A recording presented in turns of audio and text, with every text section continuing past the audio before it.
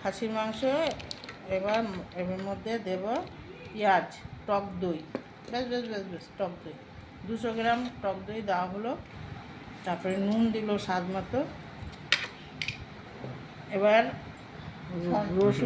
রসুন বাটা দেওয়া হচ্ছে 6 চামচ।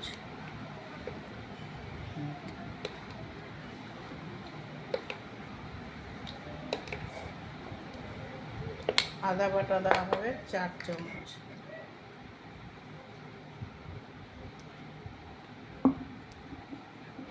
ব্যাস, দিলাম। লাগবে 4 চামচ।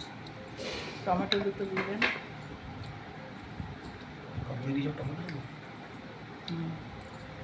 আবার হলুদ, গান মধ্যে ছিটে গেল। হলুদ 4 চামচ, না 1 চামচ। হ্যাঁ, আরো দাও। ব্যাস। আর লাগবে? আর লঙ্কার গুঁড়ো একটু দিয়ে দিই।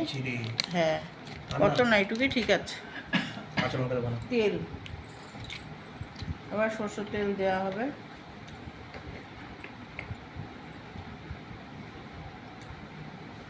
এটা ভালো করে পেস্ট করা হবে, মানে হাতে ভালো করে মাখতে হবে।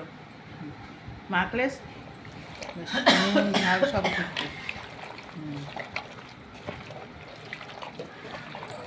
মটন কষা হবে, মটন কষা।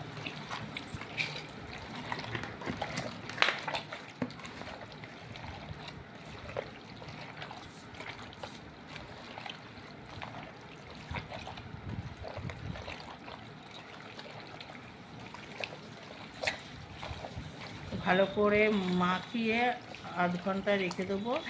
তারপরে এটাকে পরে রান্না করা হবে।